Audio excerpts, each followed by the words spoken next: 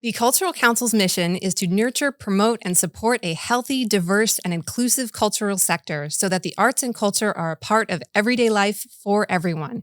We invite listeners to discover Florida's cultural capital online at palmbeachesculture.com.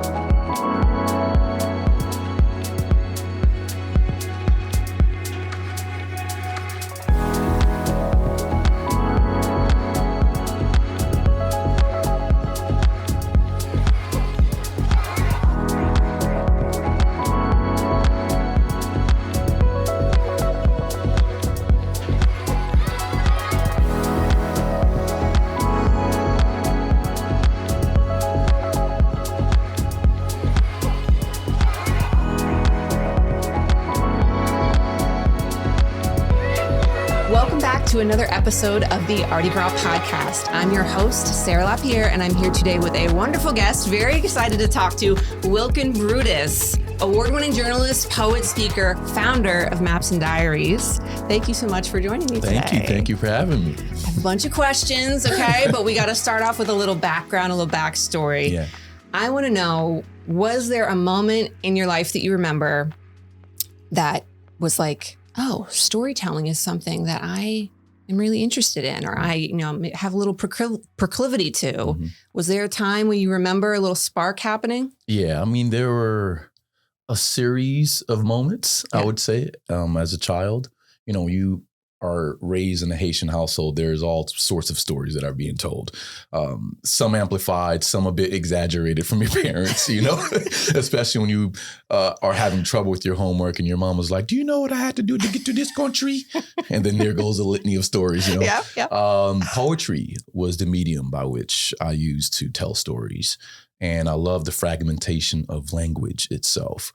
Hip hop, absolutely. So the convergence of hip hop culture and poetry, you combine those two and there's all sorts of opportunities for stories because you're highlighting your environment. You're being as authentic as you can with what you have.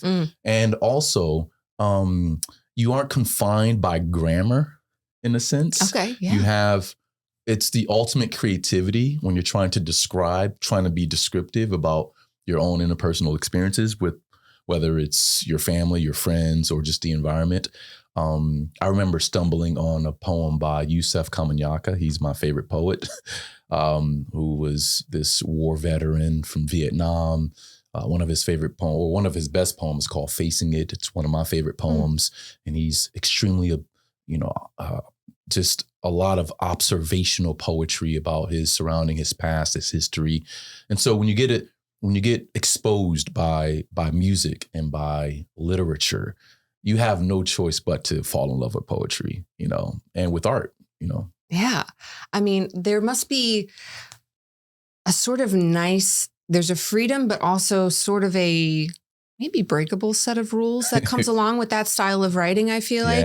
It gives you a framework, but it's playful in a way that other writing, maybe like you said, you have to focus more on the details of grammar or other, there's a strictness otherwise. Yeah, it's not academic writing. You're not writing MLA style. Yeah. So were you somebody like in your younger years or even now still, like were you writing things down, keeping, journals, writing all like? Hands down. Yeah. I mean, I kept a journal from the age of 14 to 25. Wow. And what's fascinating is that you get to see your writing style change. Sure. Like my signature has been. Absolutely, yeah. And the things you complained about at 14 versus 25. And so you look back and you're like, oh, bless your little heart. Are you serious?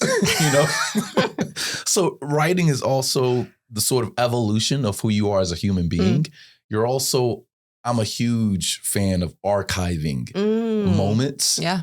And I think art serves as a means to archive moments. Absolutely. Whether they're mundane, whether they're massive milestones, these are the way in which I view life, as constantly archiving moment while simultaneously trying to live in the moment. Yeah. Be present. Yeah. I got my VHS shirt. I'm an 80s baby. Yes. And what does film do? Film archives a particular time. If you watch, Back to the Future, the comedy at that time was great for that time. If you were born in that time, it's still funny to you. Sure. It still resonates. Yeah. There's a nostalgia attached to it. And I think creating art and writing is a way to encapsulate nostalgia and to some respects create nostalgia. You're creating it. Yeah, absolutely. Yeah. And that's a feeling that I similarly love to have those capsules that I can come back to. I love documenting the everyday, the mundane, especially more than moments that are really built up or feel like those sort of, celebratory worthy that society has said, these are the moments that we need to remember. I'd kind of rather remember the little things. So I'm always the person at whether it's family gatherings or friend gatherings, I'm like, okay, wait, let me take a couple pictures. Like I gotta have this, even if it's only just going to be for me and, it's never going to exist anywhere else. Those things. But yeah, journaling, is a really interesting way to capture those histories. I mean, you just said it, even if it's for me. I think in this day and age, there is an impulse to share every moment online. Sure. You can have videos and photos that you only share with yourself and your family. It captures a specific moment. And it reminds me of the massive photo albums we had as a kid. Oh, yeah. My mom had, I don't know how many physical photos. Medium was physical. And so it was tangible. I still print photos. I'm that person. I am pro, going back in time to where you can actually have a tangible experience. Well, listen, there's just something different, about sitting down next to somebody. I just did this with a friend of mine who I was helping move, and she's like, "Okay, we're going to take a break and we're going to go through my memory box." And I'm like, "Yes, open the treasure box." Yeah. So we sit down, and she has the book, and we're passing photos, and she's telling me about the lives of the cousin and the crazy aunt and all of this stuff. And you can't just quite get that same thing from like scrolling through a phone. Like it's there, it's a version of it, but something about the physical media still captures a charm and like something different. Yeah, absolutely. It's human. Yeah. And it's when you're doing it online, you have a direct relationship with the software and the hardware that is creating the space for you to, find some sort of connection. You still have to go through distractions to find connections online. True. Whereas when it's in person, not only are you experiencing the memory in your hand, but you're also getting a direct context with the person who created that memory. You're allowed to be much more in that moment because of it. Yeah. Because there's no text popping up or there's no email. No notification pollution, Yeah. Exactly. All right. So you're from Florida. Yeah. You earned your bachelor's in multimedia at FAU. At that time in your life, I know this is a little while ago, but at that time in your life, was there a direction, a plan that you were like, this is the area of this industry that I want to get into? Yeah. So I'm a Haitian Florida boy. Both my parents were Haitian refugees. I was born in Miami, raised in Palm Beach County. And, like I said earlier, storytelling has always been part of my life, part of my family's sort of legacy in that respect. And I was also one of the best basketball players in Palm Beach County. I think a lot of people don't realize that about me. I was a pretty good athlete. Yeah. Played for Forest Hill. But then my love for basketball started shifting, and I was trying to make a decision about whether I wanted to do documentary filmmaking. But journalism was still kind of like in the back of my mind. And so I took a journalism class at FAU. Hated the class. It was so boring. Oh my gosh. Hated it. So I switched my major to multimedia studies. Okay. And that allowed me to learn how to use Final Cut Pro, learn how to handle the camera. And these are skills I sort of had. And let me go back a little bit. I went to Coniston Middle School. In Coniston Middle School, I was part of a program called Take Stock in Children. And in this program, if you do well throughout high school, they'll pay your entire tuition. And not only do they pay your college tuition, they also give you a mentor. Amazing. So I've had my mentor, Frank, that's my guy. That's my big bro. I've had him since I was 14 years old. That's incredible. He became like just part of the family, and I'm part of his family. Yeah. He landed a job in London. And so for a graduation gift, I got a ticket to England to go to the UK. Wow. So here I am with my 8mm camcorder walking down Wimbledon, which at the time I thought Wimbledon was just a tennis tournament, Okay, yeah, not yeah. an actual physical place, King Street and like what? And in those specific moments, I realized as well that I had a love, a knack for trying to capture stories. I didn't know if I was trying to turn that into some sort of career. Okay. This is still very early on. YouTube did not exist. Facebook, MySpace, none of that existed at that time. It was just interpersonal experiences. People asking me, "Hey, do you like Tupac?" With their English accents, and we're having these cross-cultural relationships, and I'm filming everything. I got everything on camera, by the way. It's on my YouTube channel and everything. And so that seed was planted much earlier, prior to going to FAU. Okay. And so that was there much earlier. How I wanted to make money was an entirely different subject at hand. Yeah. But I knew it had to be either journalism or documentary filmmaking. And around that time, I was a finalist for The Real World. Oh, really? I'm learning so much today. It's all over the place. Wow. It really is. Season 17, Key West. Oh my gosh. When basketball didn't work for me, MTV flew me out to LA. I did the whole interview, was in Burbank for like 2-3 days. Wow. They're asking me all of these situational questions. What would you do if so-and-so? And at that point, I realized that reality TV was like going to a direction that what we love Real World for, with 7 strangers in a room getting to know each other, was very different from where the TV was going. Sure. Just based off the questions they were asking me. So I'm glad I wasn't like the token black guy from Florida on that show. And so I was still pretty upset I didn't make the show though. Because when you're in your 20s, it's the real world. Right. Yeah. And I think that also drove me as well to launch something of my own. So when I graduated from FAU, I still had the travel bug. I'm going to move to a country. And at the time, YouTube came out like in 2008. Yeah. By 2010, I'm going to launch my own YouTube channel and just do it on my own. Right. And so that's a long. Yeah. So post graduating, you moved to another country. You moved to South Korea. You're there for how many years? 4. 4 years. Yeah. So at that time, then you're working as a English instructor and you're filming for your YouTube and you're like amassing millions of views. Is there a point when you were like, I'm going to be a famous YouTuber. This is my thing now? I don't think I wanted to be a famous YouTuber. I think I just wanted to create and have a platform. I don't think fame was the driving factor. Not at all. I still like my privacy. Absolutely. And parasocial relationships is very, very interesting. I think we'll get to that. And I also didn't know that my YouTube channel would take off. I think you set out to accomplish something because you're driven by rejection. In my case, it was rejection from MTV. Sure. Also, graduating from FAU, wanting to use the skills that I had learned from university to make my money's worth, even though my tuition was paid for, but I still took out loans to live and stuff like that. And so you want to venture off into this new internet space. YouTube was still very fresh. There were still blogs out.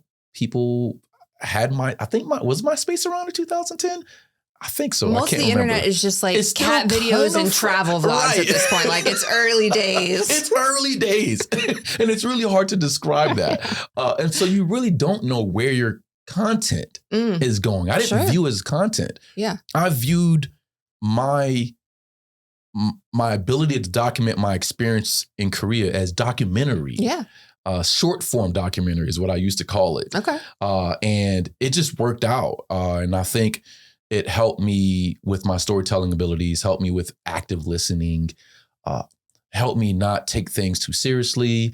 When you're a Haitian, dark-skinned, Black American, at that time I had long dreadlocks, of course I stood out like a sore thumb. but I was also trying to learn the culture, assimilate as much as I can, which put me in good grace with a lot of Koreans at the time. Just some really remarkable moments. Yeah. I have been on the YouTube. I've looked at a couple of the videos and just seeing, some of the people who were like, just probably clearly never seen a Black person in their life, right? Yeah. Kind of like scoping you out, and you can tell, God, they just want to meet you so bad. Yeah. And they want to, they might want to like touch you or touch your hair or like get a photo with you. And there's this like sudden instant celebrity thing that happens. And you're like, I'm just a person here, but you're also really gracious with people about their experience. And there's, this patience that you have that you don't necessarily need to have or owe anybody, but you open yourself up to this kind of, moment for them, for you, that if you shut it down, that would have been fine too, but there's a little beautiful, weird, quirky little human thing that happens because you don't, and because you share it with other people. And it is the quirky human thing that I found appealing. Yeah. And the novelty does wear. Sure. And when you're living in a country, I mean, you can pull up the rug and know about the sociopolitical aspects of that country, what makes it tick. In those specific moments, I think as a creator, you have far more patience than someone who isn't in that particular mind frame. So I know those moments are good for the camera. I also know those moments are good for me to experience that. It's happening in real time. Let me rest in it without overly reacting, even though I would be in the right. Sure. And so you do set boundaries, especially if I'm on a bus going to work. Safety I can't have just like, come on, but babies and grandmothers, they have so much power. And so in this particular video you're probably describing is the video of me going viral. I was at a festival in Jeju-do. Jeju-do is kind of like the Hawaii of South Korea. Okay. And I lived there, and I lived in a port city called Busan. And in Jeju-do, this is like my first year, my first month in Korea. I'm at this massive harvest festival, 50,000 plus people with my group of teachers, and everyone is actually standing out, not just me. Yeah. But in my group, I'm the only dark skin with long dreadlocks. So I stand out more than my white colleagues and other colleagues, And so she comes up to me and everyone's staring at me. Oh, 진짜 뭐래요? Is your hair real? Oh, 진짜요? And so she comes up and I feel it. And so I allowed her in my space. And so we had a very human moment. Put my locks in her hair and she put her peace sign. Oh, I put my peace sign up. She put hers up. Then she conjoined her peace sign with mine. The video is incredible. And I think people appreciated my response to it. But there were also some folks who were like, hey, man, Black folks aren't pets. Absolutely. And I agree with that as well. Yeah. But I also own my own body. She's also different from me. Yeah. And so I typically have a question in return. Can I touch your hair? Right. And sometimes Koreans are like, oh, you want to touch my hair? Yeah. They don't realize that what they're doing is out of the norm to some extent, But yeah, so you set boundaries, but also again, if you're documenting your time, you have far more patience than the regular person. It makes sense. You're looking at it from a creative's perspective that allows you just a little bit more room to see it from outside yourself. Yeah. Which is great. It's great. It's wonderful to share. The video was fun to watch. It was just interesting. Yeah. And I think what's fascinating too about living in Korea at the time is, again, we talk about, or I mentioned parasocial relationships earlier. I taught elementary for 2 years in Jeju-do. Then in Busan, taught an all boys middle school and an all boys high school, vocational high school. So I got to see children who didn't have resources and how that can contribute to their failure in school. And I taught boys who had all of the resources or had some resources who were doing well. And amazing relationships. But what was funny is that the kids knew who I was online. And so they're like, teacher, YouTube. Like oh my God. Not only am I a foreign teacher, I'm a celebrity in their mind. And so it was like this weird parasocial relationship, even with other expats who funny. would consume my content, and now they're seeing me in the same bar with them. Right. But we're all like foreign teachers, and that foreign novelty again can wear out. But like when you're producing content at that time, and your videos are having 50,000, 40,000, everyone has seen it, and now you're there in person. I wasn't prepared for that. And that was a fascinating thing to get used to. Well, yeah, because how could you be prepared for it? Because it's such an early phenomenon still at that point, right? And it's early enough that people aren't even used to I don't think the concept of virality as a thing. Like it's just not as commonplace yet. So, they're not engaging with videos that already have millions and, tens of thousands of views. It's just not as normal yet. Exactly. So the experience is very fresh in a lot of ways. Very it's interesting. Fresh. Very fresh. It's interesting.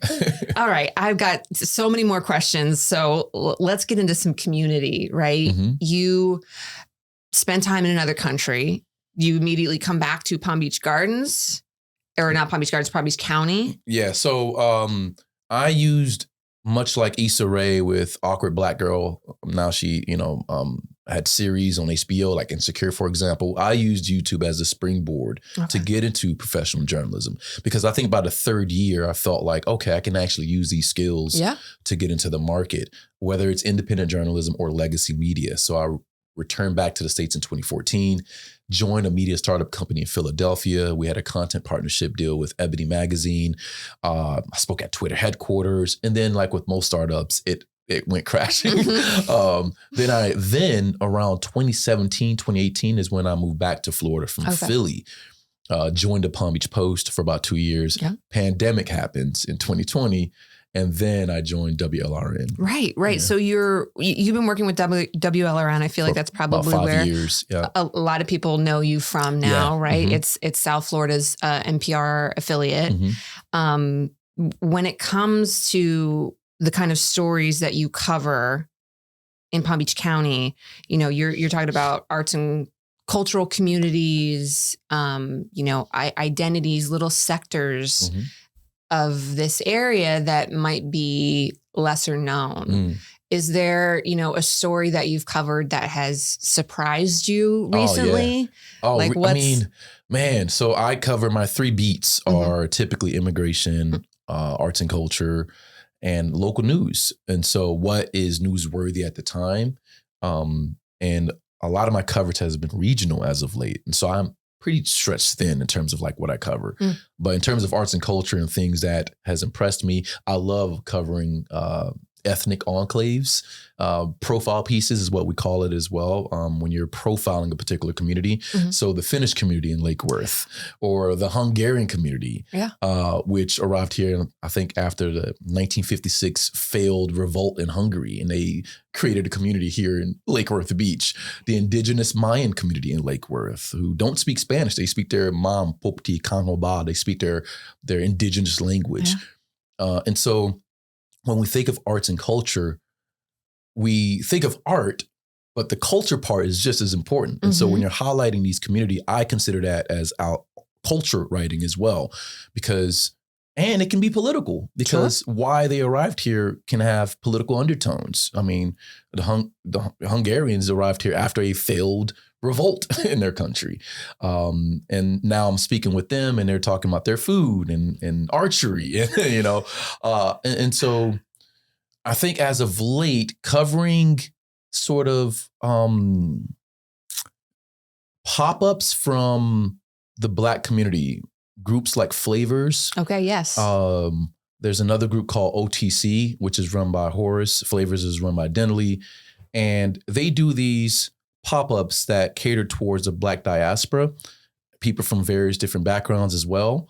And what I've noticed as well is that they, as of late, has been partnering with legacy institutions. So Flavor has partnered with the Norton. Right. They've partnered with the Cultural Council. OTC just opened up their restaurant and have actual local art in their restaurant. And they are going to do an effort to promote more local artists as well. So this symbiotic relationship between these you would call them day parties, Mhm. but they've evolved into something else. They're more like third places now because you typically see the same people over and over in these spaces, Yeah. along with new people who are coming. And so I love the symbiotic relationship between these pop-up community events that happen Mhm. once a month, twice a month, and people are showing off their outfits. You have DJs playing the vinyl. Daniel is a Yeah. great DJ for Live flavors. art a lot of times, I think, art, too. Yeah. yeah, karaoke. We talked about early on in our discussion about just our tangible experiences. It's people getting offline Mhm.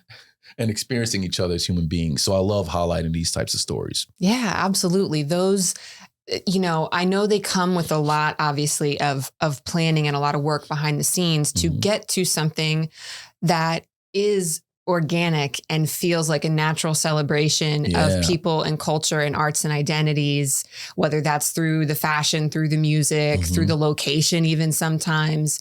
I know those take a lot of work, and it does excite me to see them Mhm. being featured more and becoming more prominent Yeah. and having those partnerships with places like the Norton. It is really, it's an important part of our overall experience here in Palm Beach County in South Florida. Yeah. So to be able to have, that diversity celebrated Mhm. and really opened up beyond to welcome people to say like, hey, this is also here. Yeah. Yeah. There's a richness and a wealth in like what this is bringing to our area. Mhm. Experience it in real life, In real not life. online. Yeah, absolutely. And typically when I try to cover artists, whether it's exhibitions, I try to look for the broader story that's being told from their art. I can't remember his name, but it was an immigration theme at the Armory Art Center. Rembrandt was at the Norton. I did a big story on that. But it's usually what is the broader story that the artist is trying to tell. And Florida produces so much news, and there isn't like a dedicated arts reporter in Palm Beach County. It's 39 municipalities, 1.5 million people. It stretches from Belgrade to Palm Beach, Jupiter to Boca. There is so many possibilities for stories. And I wish I can get to everyone, but sometimes I'll have an artist on my radar and I won't get to him or she 5 months from now, Sure. because there's so many in between type stories, or news may break and I need to get that because it's much more timely. Or an artist may be here and the subject matter is timelier for now. Yeah. And so it's like a really delicate, there's no rhyme or reason to when I can produce a story that is involving an artist and their exhibition. But that's something I'm still sort of wrestling with, I mean, even I do that on a little scale on this podcast. So I have a tiny piece of experience with that because, I might want to talk to somebody who's been on my list since this podcast first came about, but there's somebody who's like, oh, they've got an event coming up. I want to make sure we can talk with them and feature that and, give them the opportunity to highlight that in a timely manner. Yeah. So it's I have a laundry list of like, I'm just, when you're a curious person, you want to talk to people. And I just happen to be lucky enough to be like, I get to have these conversations about art and culture in this area. Yeah. And the list keeps growing. And I'm good with that, actually. So you talked about, work that you've done with the Norton, partnerships with entities like the Mandel Library. Those are just some of the institutions that you've teamed up with for workshops, panels, events. What is it like to partner with organizations like that here? Yeah, it's a delicate balance. I'm the founder of Maps Diaries, so I try to keep that documentary platform separate from my regular work. Right. And I launched that in 2018. The first content was me documenting my experience in London with that 8mm camcorder. Nice. So that was like my first project. My second one was my podcast, A Boat, A Voyage. And from my podcast, Palm Beach County invited me to do a 3-library tour describing what that podcast was about. And it was essentially me interviewing my mother about her refugee experience. And that started from her visiting me in South Korea and me finally having that one-on-one with her. Like, Mom, who are you? Yeah. Like, you're my mom. You've L'école, l'église, lacai, school, home, and church. And so these are like the top values in Haitian culture. I know all these things that you taught me, but I don't know you as a human being. And that's when she started sort of explaining what it was like being a 16-year-old on that boat. 15. She had me when she was 16 years old, and arriving to this country. Yeah. And so I put all of those experiences with Maps and Diaries, and the county saw interest in that. And it's definitely a community story because we have such a large Haitian population here, just a large immigrant population, to be quite frank. And so it's great to try to like separate the two, even though there's like some similarities between what I do, documenting and, you know, advocating for people to interview their parents as a form of estate planning, because we're all going to die. Yeah. And your possessions will go along with you. But what we do leave behind is our legacy. Yeah. And so you that's something you just touched on that I, again, saw in one of your clips on probably Instagram, where you said that, yeah, estate planning is not just financial, it's this emotional, it's capturing the history of the people that are, you know, your elders and your family. And I, you know, you also said, like, direct into my face, I feel like in that video, you don't know your parents. You don't know. And I'm like, oh, I know, no. I don't. I'm so, you know, I've always been somebody who's curious. And from an early age, I did not really want bedtime books. I wanted bedtime, tell me a story about your life. Like, that's what I asked for as a kid. You know, I've always loved books and reading and all that, but like, I want to know who you are as a person. I don't think my parents knew what to do with that. Nor do they probably still know what to do with it. But it's a wonderful tool to consider and to, you know, make available in different ways to people, because I think bridging that gap between how do I separate, you know, your identity and my identity and talk to you as a person, and not a child to a parent or not a child to a grandparent. You're equipped with language once you get to a certain age as well. And but I think even still, you must be able to, you know, walk people through tools that they may not have considered, or ways of going about, you know, you're talking about an interview. Okay, give me a little like idea of what an interview might look like. It's separate from my reporting, but typically in my workshops, I have like 5 essential interviewing skills. The first one is building psychological safety, active listening. These first 2 are extremely important because you want to build psychological safety because your parents may not be ready to tell you stories. There's perhaps trauma baked in there. And typically I try to tell people to go in there with a sense of joy. Who was your crush when you were 16? And how did you meet dad? And how did you meet mom? And so you want to have these sort of lighthearted conversations. And if you've built enough rapport with your parents or your guardians, it may not be your biological parents who raised you, then you can sort of like get into these conversations. So building psychological safety, active listening, actually listening to what your parents are saying without interrupting them. You want to ask open-ended questions because you might ask your parents a question and it might just be a solid declarative yes, response. no, yeah. One word, one sentence. Exactly. And emotional recognition is the fourth one. And then the fifth one is follow-up and feedback. So follow-up and feedback is essentially saying, you know, bring them into the creative process. So the interview itself might be 2 hours, but is that enough really? If your guardians have a long life, and they have so much to get to. Like, what do you really want to know about your parents? So I sat down for like 3 months writing these questions down for my mother, and brought her into the creative process and said, "Hey, look, Mom, I won't ask you these questions. We'll keep this in the family because it's going to be public." Sure. Now, if there are questions that are too sensitive, perhaps you just don't ask that, and it could be off record type of thing, but you do want to know, you know, and so, there's all sorts of ways to do it effectively. Effective communication is the key.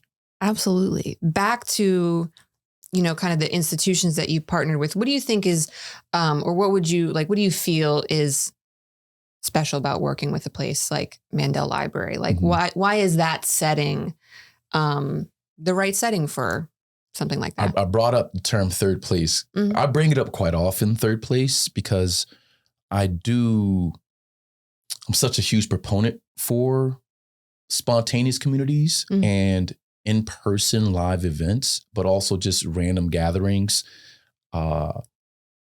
because we're missing that. I grew up at a time where I knew where my friends were based on the bicycles in the front yard and playing pickup basketball, playing soccer with, and to some extent that is still happening. The degree to which it's happening, I can't put a number on it, but I've certainly heard a lot of people complain about not enough community, not enough village is being fostered in a very authentic way. The libraries are extremely important. Yeah. I'm a huge fan of libraries. And what better institution to have to create those connections in a very visceral, authentic way with a sense of decorum? Because when you walk into a library, it feels like a sanctuary. There's these beautiful books around. I love sniffing the books, and you have this authentic space where decorum is already there. So you don't have to worry about someone spewing some ideological viewpoint or making conversations political. There's already like a sense of understanding that this is a space to learn. And that's why I gravitate towards libraries. I gravitate towards art galleries. I gravitate towards art institutions, because the curiosity is there regardless of where you are on the political spectrum. There's a sense of understanding there that you hope, right? We've all signed a social contract. And so, that's kind of like a long-winded answer for why I think that's libraries. A perfect answer. And I love libraries too. And of course, museums, art galleries, those kind of spaces.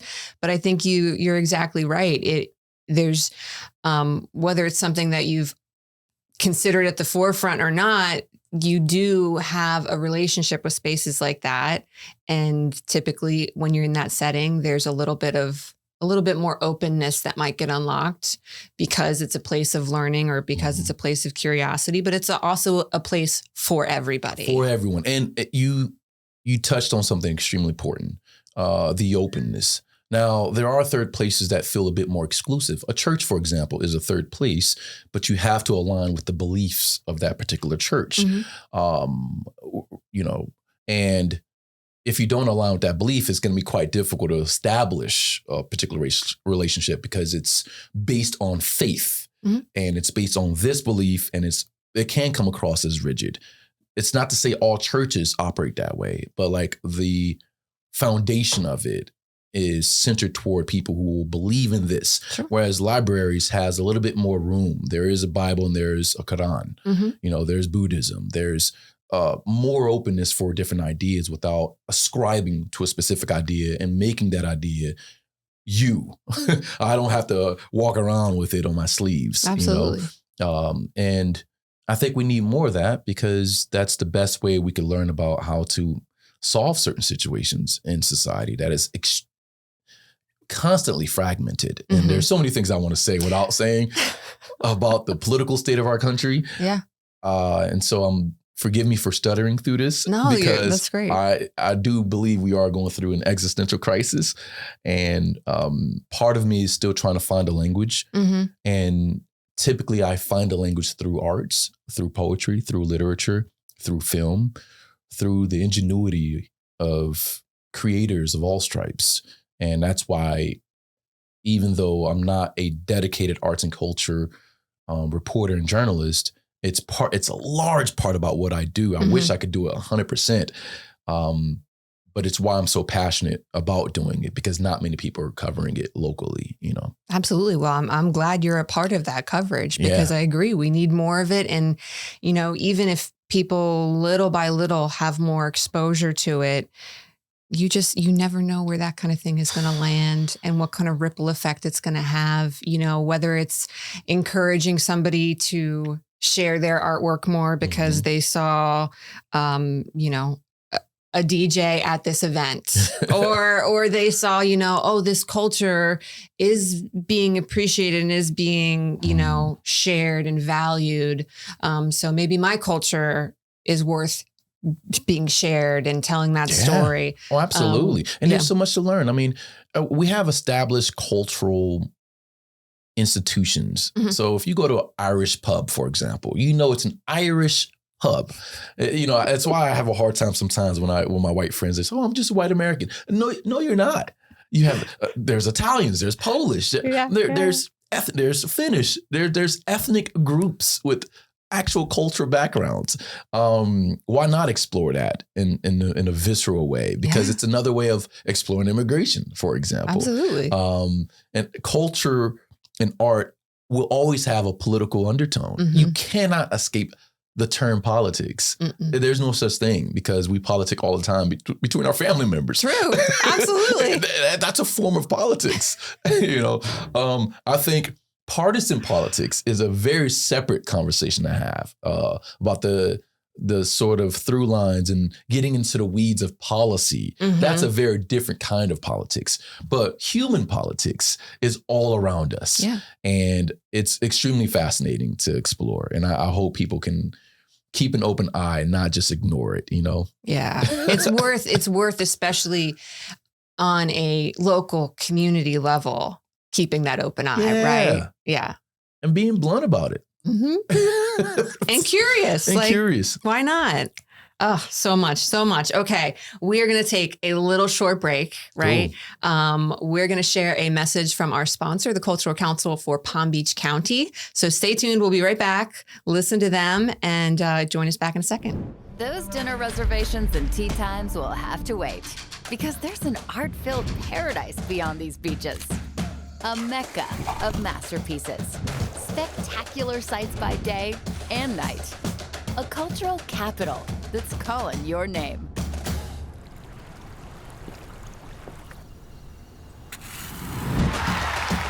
See so much more than you came for in the Palm Beaches. Okay, so all right. Let's talk about creativity and inspirations. I would like to know, I feel like I usually ask this question of visual artists, but when, I was planning for you to be here, I'm like, well, why not ask and see? I would just love to know how you would describe your style as maybe a poet or a writer, in a few words. It's one of those things where I think most artists, and I would consider myself an artist, have difficulty with. Absolutely. Myself included. Yep. It's a terrible question to ask an artist, but I'm sorry. I want to know. Oh, no, it's totally fine. It's because you evolve as a person. So my answers 5 years ago, 10 years ago, 20 years ago would have been very different from of course. Now as a 42-year-old So let's say currently, man. A few words to describe your style currently. Yeah, I would describe my style as, let me put some thought into this. Creation with empathy. I think I move through life with an overwhelming amount of empathy and understanding, trying to comprehend the human condition the best way that I can. And I may not get everything right, but I'm certainly going to attempt to, in terms of trying to understand why we are the way we are. And I think I try to implement that in every aspect of my work, whether it's through these workshops, whether it's through my poetry, which I haven't performed openly in a long time. I used to host open mics all the time. I come from the spoken word poetry scene. And so performance poetry was my go-to, and hosting these events was my go-to. And I also try to implement that into my journalism. And that's the best way to express myself. I think when I was younger, there is this sense of you want to save the world. Like you feel like you can make an impact through your work. And it's not to say I don't feel that way now. I think I'm more rooted in the reality of the world now. And so I listen more than I talk. And I try to make sure I don't come across as if I have the answers. When you're young, you get exposed to new idea and you want to be an evangelist with it. Yeah. You know, hey, I want You see to a this. problem, you want to fix You it. want to fix it. I can't believe you don't see what I see. Do you not see what I see? This is wrong. And you still, to some respects, you still have that fire within you. But the older you get, the more you know that we are operating under a system that is ruled and controlled by people who are above you, who have more access to resources, more money. And the conversation increasingly becomes about money and capital and social influences, cultural capital. It's far more complex the older you get. And it's rubbing shoulders with the right people in your respective industry. And so it's why I brought up why politics is all around us and it comes in various forms. But yeah, to describe my work is about just creating with empathy. And that's the best way I can describe it for now. I love that. And yeah, it might change. So, that's okay. I kind of think it should change over time. I don't think, if you're an artist, things are going to evolve. That's just the nature of being a creative person. Can I amend it a little bit? Yeah. It's direct creation with empathy. And I'm going to tell you why to direct this. I can come across as assertive, even though I have a resting smile face. People get surprised that I can come across very assertive. Sure. And I think that's part of me being a former athlete and knowing what failure and success looks like, moving with a sense of grit in life. You need a level of assertiveness, of masculinity and what that looks like, healthy masculinity. And growing up in a space without my father, you start learning about how to learn from other men and other women. The people who got me into writing are 4 Black female teachers, Miss Foster, Miss Johnson, Miss Asbury, Miss Henry. And I remember my last year in high school, Miss Henry gave me a Toni Morrison book. So it was women who were very much in my life that helped mold me as a man, which provided that healthy masculinity. Sure. I could be assertive in the traditional sense, but also calm that down and be led by women, be led by. And maybe more of that opportunity for empathy to rise a little bit higher. Absolutely. And I learned empathy from other men as well. The men in my life had very healthy marriages, and I saw how they treated their wives in a very humane, loving, and appreciative sense. And it was a true partnership. And so when you take those sort of positive elements of growing up around people with a strong value system, a reasonable value system, you then take that to, you can implement those values into your art, into your writing. And so, because art is not divorced from the realities of the world. Of course. And it shouldn't be. It shouldn't be. Yeah. I mean, I think, was it Nina Simone who says you better be talking about what's happening on the ground, So. I love that. I mean, it is just, it's ever evolving, but it's a beautiful thing to recognize where the roots of your expression have started from and what that means and how that grows into the next branch of whatever your artistic journey is taking. And it definitely sounds like you haven't had a straightforward path, which I love, because listen, I think there's a lot of people in a creative community or on maybe just outside the creative community who want to be a part of it that think, because I didn't have the arts education. I didn't go to an art school. I didn't have the tools early on. Now, later in life, that's not for me because it hasn't been for me at this stage. It wasn't a straightforward path. I can't explore that, or I'm not, or there's too much hesitation or fear, uncertainty to take that. But I love to hear people's stories about their not straightforward, not traditional path of, being an artist and living a creative life. And I do consider you an artist as well, by the way, definitely, for sure. I think that's a title you easily can hold. Yeah. So I love to hear those journeys that are not necessarily A to B. Man, the unconventional paths, and my journey has certainly been unconventional. I didn't write for my high school newspaper. I didn't write for my college newspaper. But I did have guiding principles, and I've had guiding principles for a long time, to the point where I've even created 4 P's that I like to teach people. 4 P's, okay. Yeah, my 4 Let me hear 'em. P's is purpose, planning, persistence, and patience. In that Nice. order. Okay.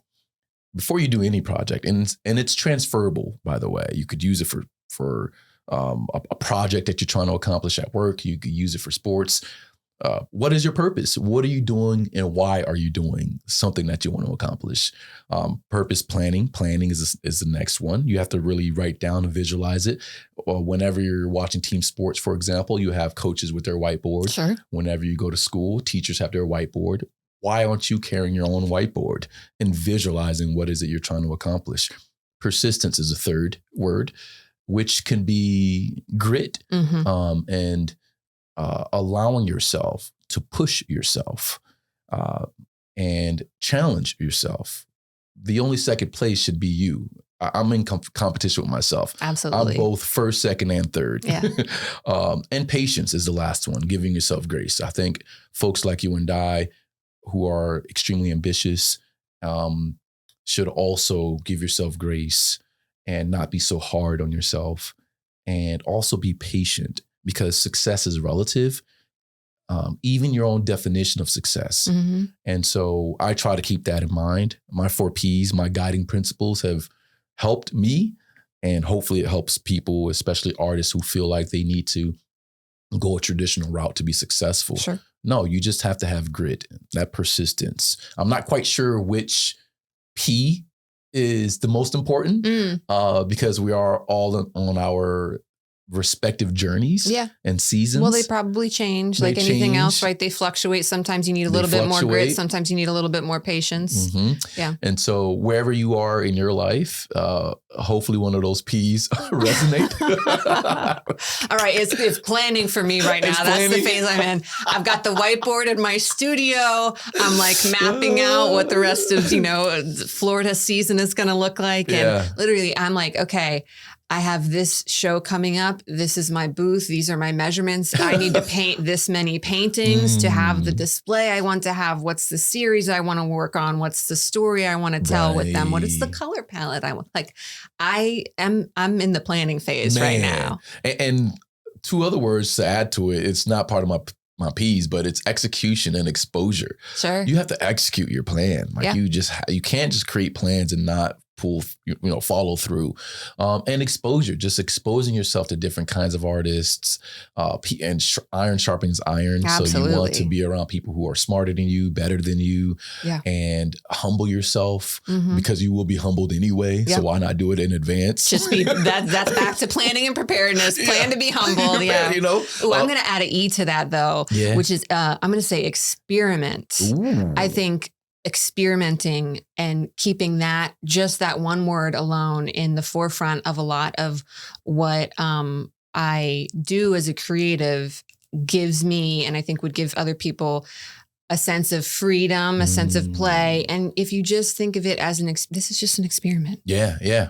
I'm just collecting data. I'm just going to try this, because a lot of times we hold ourselves back from trying something because the stakes might feel a little bit bigger than we're used to, or what if I waste my time, or what if it's not worthy of, we're so time conscious now, that, if you just, it's an experiment. Yeah. Experiments are allowed to fail. And then you just do another experiment. You just said you're collecting data. Yeah. Many years ago, I was at this massive journalism workshop at the Poynter Institute in St. Petersburg. And we had a guest speaker, and she said, I can't remember her name, but she said, failure is data. And when you fail, you just collect that data and just keep applying it. It's basically trial and error, essentially. And so that stuck with me for a really long time. In moments where I felt that I failed, I have used that as data to move forward. Okay, here's where I went wrong. Okay, let me adjust. Right. It's all about seasons of adjustment. Yeah. And that, and framing that kind of framework just makes it so much more approachable. And it takes away a little bit of the fear, because it's not a failure, end of story. It's a lesson learned, or it's data for the next time you attempt. So yeah, I like the P's. I like your at ease. It's great. That's great stuff. The at ease was on the spot. I feel like you touched on it already, but one of my questions was, how do you define success currently? Ooh, where do we start? Might turn this into a therapy session. I don't think I've defined success. Okay. Can you really define it when you're still trying to navigate life? Even if I reached the societal definition of success, you're still yearning for new experiences. Sure. Is it monetary success? Are you trying to achieve cultural capital, social influence? I think I've achieved those in many ways in some respects. I would want more monetary success. That way I could retire my mom, for example. I think success for me is time. Can I buy time? Sure. And how much time can I purchase? That is, at this stage of my life, the measurement for ultimate success. Can I get up and say, hey, let's take a vacation and go somewhere? I can't do that now. I'm still navigating this capitalistic system that forces you to question every aspect of life. The high cost of healthcare, the high cost of housing, all of these things are going to impact the next generation. It's impacting our village now as human beings. And so I don't know if I even sit well with trying to define success when everything feels so fragile and fragmented and confusing and deplorable and wicked. There's a sense of rage and anger that I feel with the way in which society is moving, the lack of leadership. And I'm sure there's so many artists who are expressing that through their work. And I think journalists are doing their job at just reporting. And here are the facts of where we are as a society. Yeah. Here's what the environment.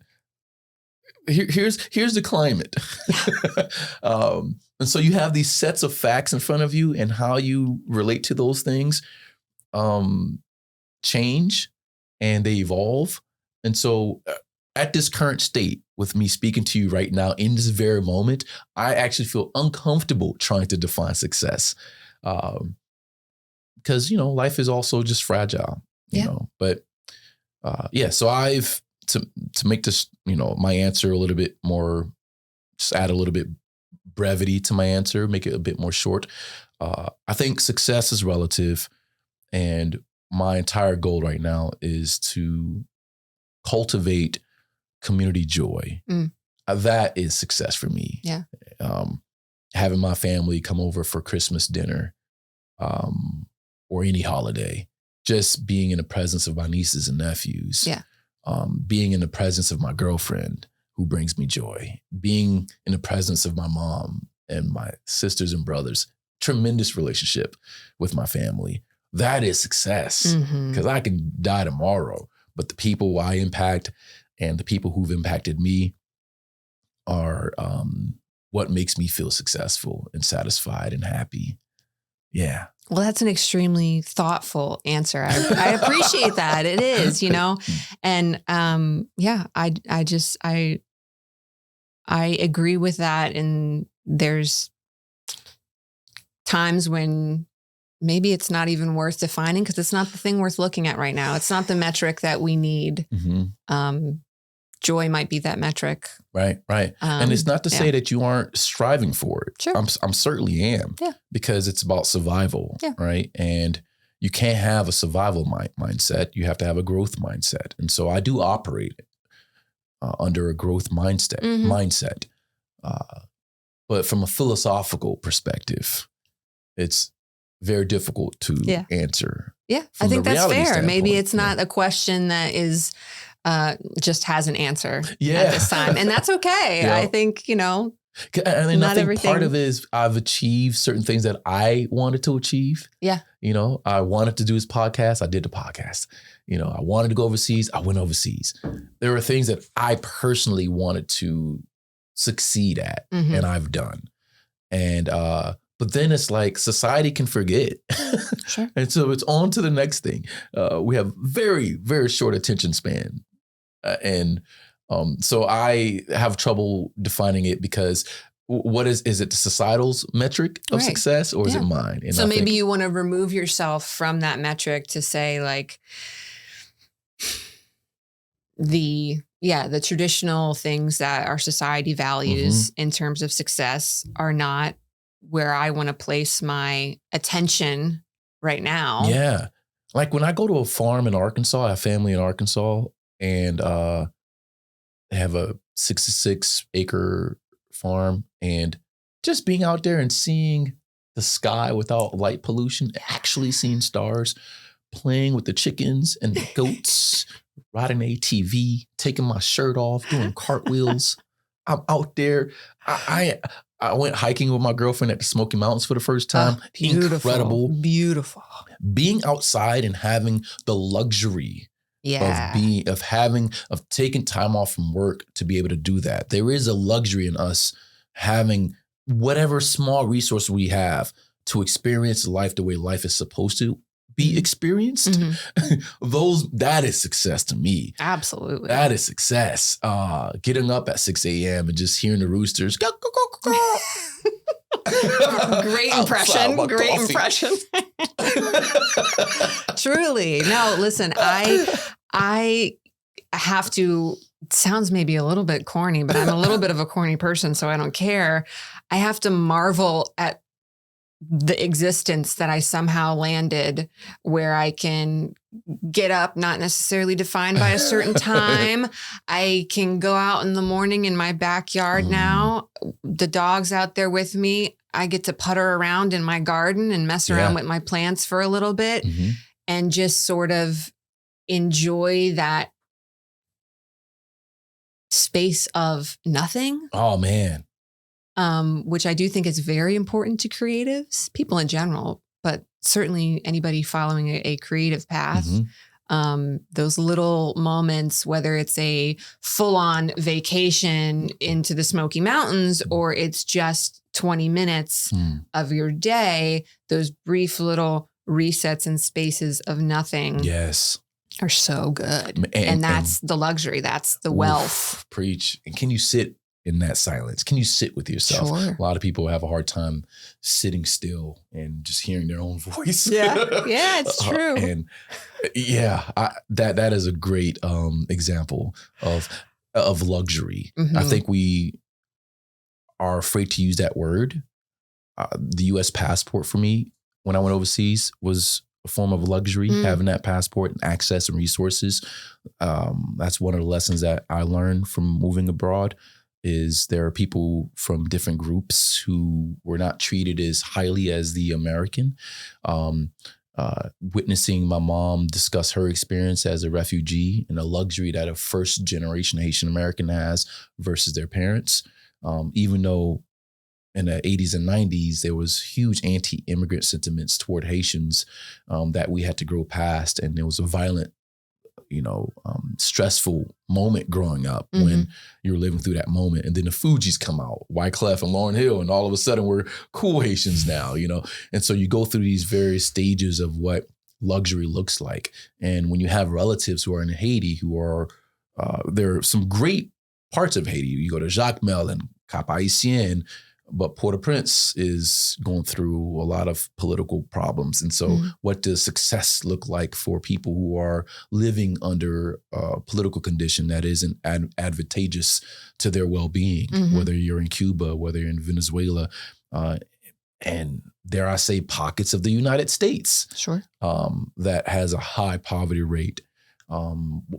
So in those specific moments in time when you are relegated to a class, what does success look like for that person? And that's why lately, as I've gotten older, I've used the word luxury. Like I have the luxury to own a home, the luxury to drive a car, the luxury to have running water, get up, the luxury to use the bathroom, toilet. I have to look at it that way. Even though the 1% is hoarding most of the wealth, I still benefit from a system under which I live in, Yeah, truly. I mean, there are moments where I'm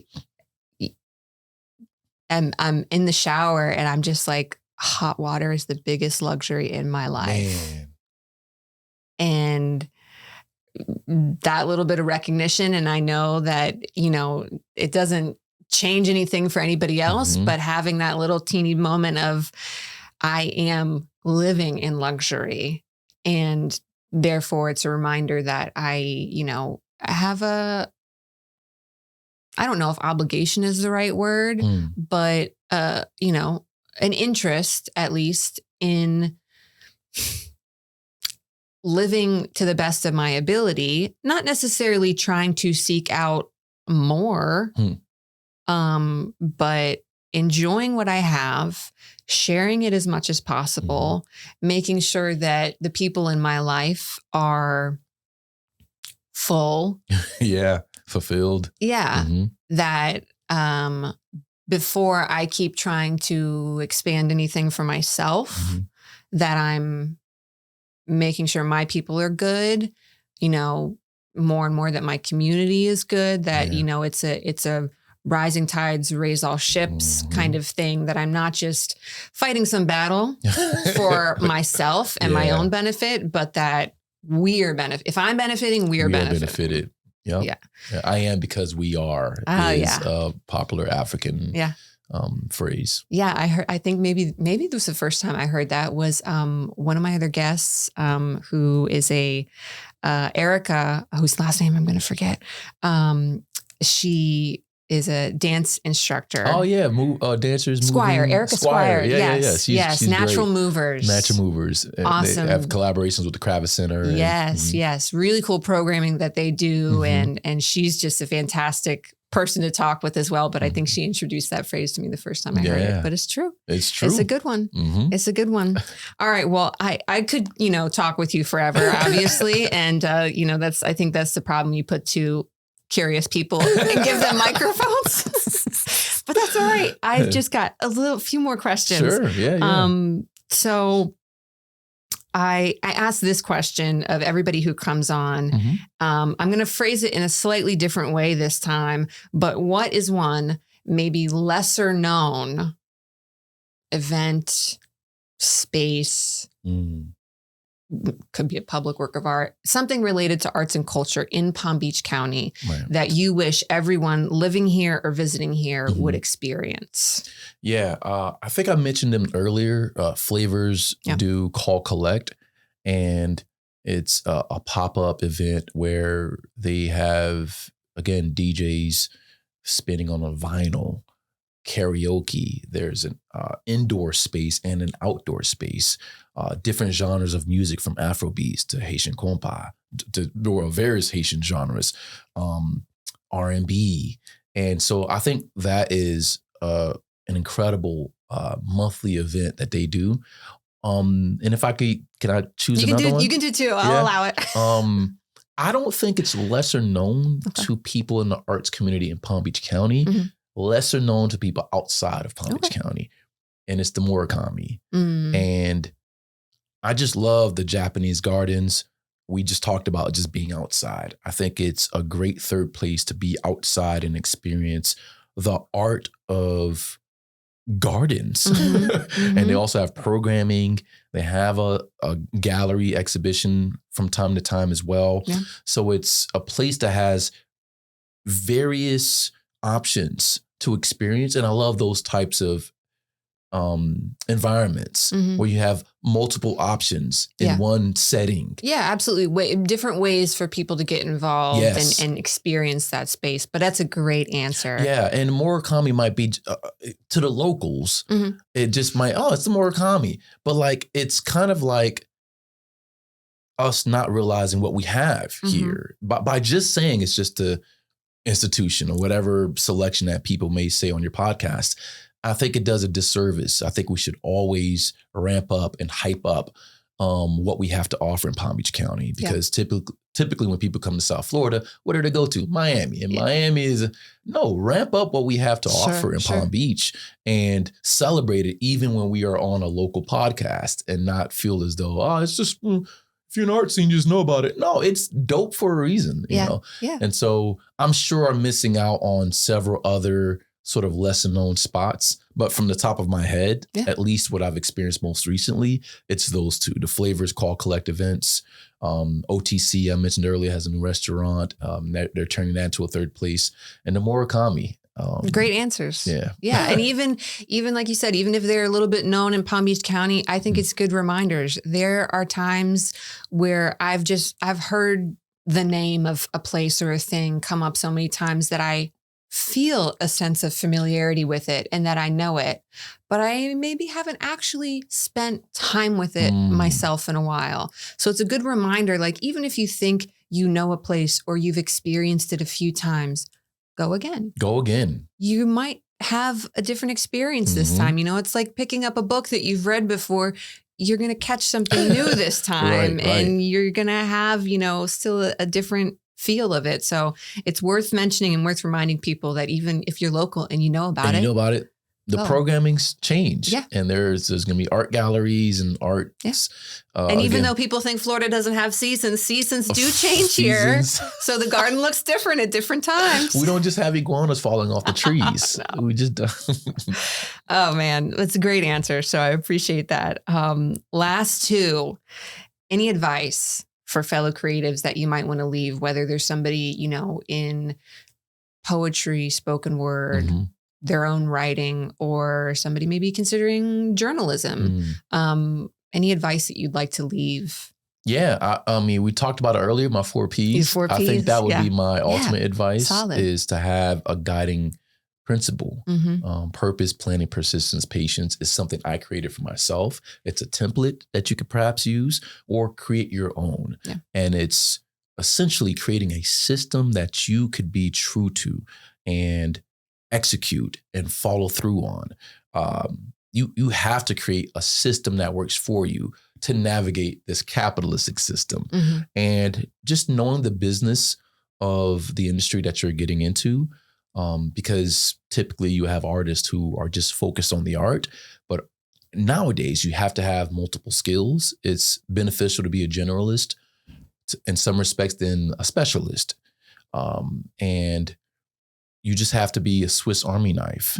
Now, it doesn't mean you have to be absolutely great in everything. It's just to be able to have the necessary skills, the transferable skills, to be able to pivot when you do fall out of love with whatever you're doing. Or have seasons where you just want to experiment with something else and maybe still have love for the first thing that you wanted to try. But now you have transferable skills to at least consider doing something different. And that way it arms you, it prevents you from being stagnant, and it challenges you. I am a strong believer in challenging yourself. Again, you come in first, second, and third. I do not compete with my friends. I do not compete with other journalists. I compete with myself, because the greatest form of art is collaborative. It's a collaborative effort. And so I would say, yeah, that would be my number one suggestion. Create guiding principles that you can follow that suits you and your particular needs in whatever season you're in. Yeah. Yeah, absolutely. Having a good framework is just going to steady you through any phase of life that you can come back to, ask some clarifying questions within yourself. And be reminded of, you know, all right, that'll help me figure out what the next step is and go from there. That's clarifying great. Questions, making yourself accountable. Yeah. Yeah. Come on, creatives. We need it. We need it sometimes. All right. Final question is just, where can people get connected with you? Whether that's at some in-person events that you like, or, you know, if it's an online space that you like to be a part of, where can people find more of your work if they're interested in, consuming some of those pieces, some of those profiles? Yeah. You could see me, you could find me doing, cartwheels in a random farm with my shirt off. That's what you can find me. Okay. Touching grass. Yes, touching grass, touching sand. Finding some good sticks in the woods. Yeah. Oh, don't get me started with my sticks. Look, boogers almost came out my nose. Not the sticks. No, you can find me at Wilkine Brutus, Instagram, Facebook. YouTube, you name it, all social platforms. It's the same handle. Yeah. Wilkine Brutus. Easy. And yeah. Wonderful. Well, thank you so much. I appreciate your time. I appreciate you sharing your stories. Yes. And I definitely look forward to, I'm going to give the podcast a listen, and, maybe I'll be able to set up a future interview with my mom. Pinky swear. All right. All right. We got it on camera. It's a 3-camera setup. I can't get that one. Hold on. Got it on all 3. 3-camera setup. All right, so Pinky swear. I'll let you know eventually how that goes. But I appreciate you. So again, thank you. And thank you to all the listeners who have checked this episode out. I appreciate your time.